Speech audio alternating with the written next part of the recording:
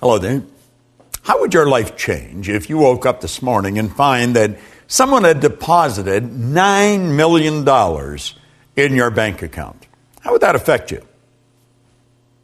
How would your mind shift if next week, just like that, you attracted 1,000 new clients into your business? 1,000. What would your life be like if, bang, just like that, you realized you had the energy of a 20-year-old? How would your mind shift if Mensa recognized you as the smartest person on the planet?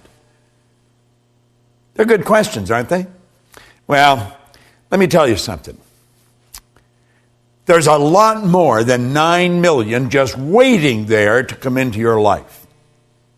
There's an infinite supply. And the 1,000 clients, there's tens of thousands of people out there just waiting for someone to come and serve them. And the 20-year-old energy, do you know all the energy there ever was or ever will be is 100% evenly present in all places at the same time. No one gets energy. Everyone releases energy. And desire is the triggering mechanism that releases energy. And as far as being the smartest, hey, listen. The smartest sometimes are not the most effective.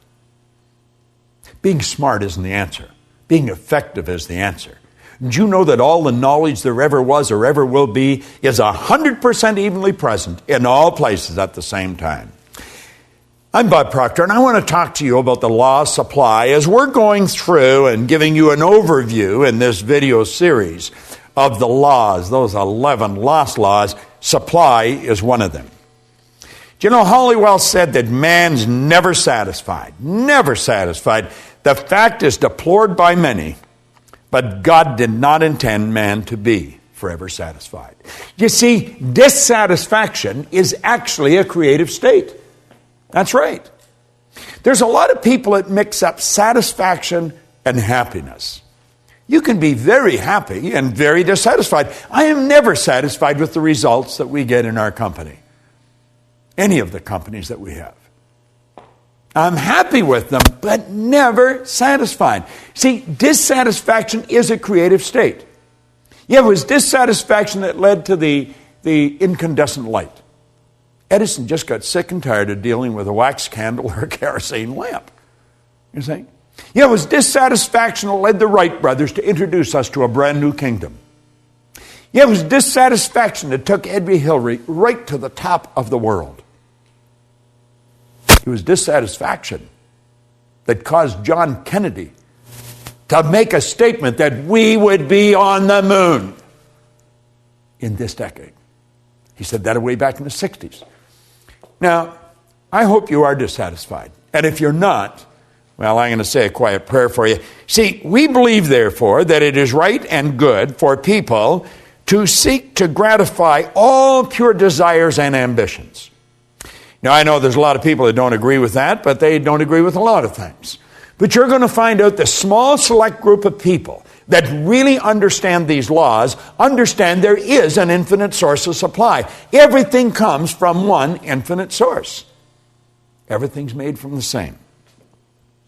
The difficulty with some is that they can more easily look to the creature as the source of their substance than to the Creator. They're just beyond the average person's grasp. We don't really believe that God is the source of our substance. Now, when we start to believe it, I think it starts to happen. Let me share something with you that I read a long time ago. Dr. Wernher von Braun was one of the greatest scientists that ever lived. He's considered by many as the father of the space program. Think about this for a moment.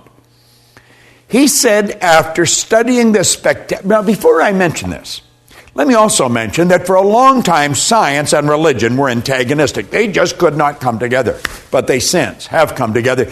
Now, von Braun said that after years of studying the spectacular mysteries of the cosmos, he was led into a firm belief in the existence of God.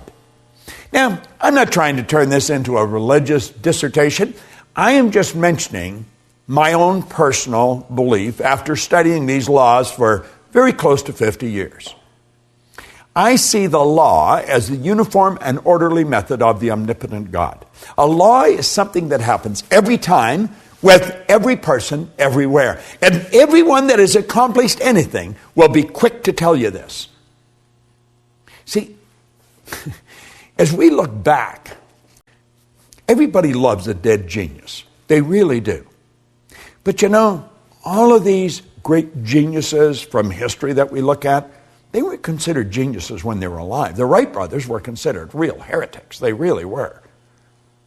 See, the people that made it happen, they were out of the box. They weren't ordinary thinkers. But they understood that there was this governing process called the law. You see, before we're able to believe in abundance of good, we've got to then see and enjoy that everything comes from one infinite source of supply. And when we really understand that, everything is going to change direction for us. Nothing can be made from something any more than something can be made from nothing. But where does water come from? Let's give it some thought. If we went outside on a nice clear day and stood there with a cup, just stood there, and we were patient, and we stayed there long enough, do you know that that cup would fill with water? You would see in the no thing,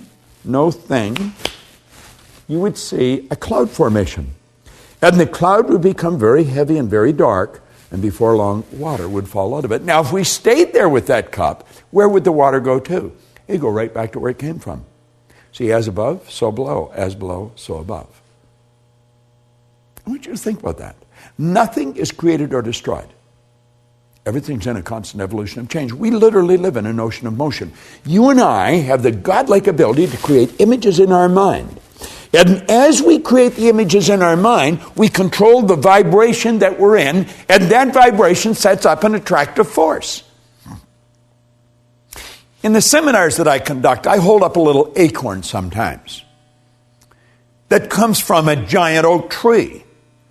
But the little acorn is nothing but a mass of energy in a high speed of vibration. It's just a little physical nut. Now, if I kept that acorn in my pocket, that acorn would disintegrate because it's governed by a very, very basic law, create or disintegrate. And it's not in an environment that's conducive to its unfoldment. But let's suppose I take and I plant that acorn in the earth.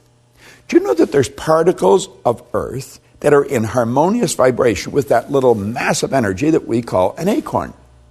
See, if you looked at the acorn through a microscope, it's not solid. It's just a little mass of energy that's dancing. Let me digress for a moment. Let's suppose I took 2 drops of water on a glass top table and I pushed them together until they touched. Then I'd have 1 drop, wouldn't I? I'd have a bigger drop. Let's suppose I put another drop and I pushed it together. Now, what do you think the odds are of me separating that one little drop, the one little puddle, I guess I could say, back into the same 3 little mass of molecules, the same 3 dots? You know it's not going to happen. You know, what God hath joined together gives it new meaning, doesn't it? Well, you see, there's particles of energy that's jammed right up against the acorn in the earth that don't vibrate in harmony with the acorn. But there's particles of energy that do vibrate in harmony with the acorn, and the acorn's like a magnetic force, and if you could see it with the naked eye, you would see little particles of energy marching just like obedient soldiers right towards the acorn. And as they touch the acorn like that, like the 2 drops of water, they become one with the acorn. And this process is continuous. It's continuous. And the only particles of energy that the acorn can attract are the particles that vibrate in harmony with it. They're on a frequency. And the acorn keeps attracting and keeps expanding. And the shoots come out of the bottom, and then it breaks through the earth, and it attracts from the atmosphere as well as from the earth. And before long, you'll see a giant oak tree. All by attraction. It's all energy moving. There's one source of supply, just one. Well, do you know that you are attracting to you right now from an infinite source? Now, if you're holding thoughts of lack and limitation, that's what you're going to attract. The universe, by law, can only give you what you put in the order for it. What are you putting in the order for? We talked in a previous video about thinking. There's a law of thinking. Well, as you think, you attract. So think about it. What have you put in order for? What are you attracting? Everything comes from one infinite source. You might say, well, I don't really understand that. Then just take my word for it, because I do understand it. And if you study it for a while, you're going to start to understand it. Like Solomon said, in all you're getting, get understanding. Well, let's understand where everything does come from. There's no lack. There's no limitation.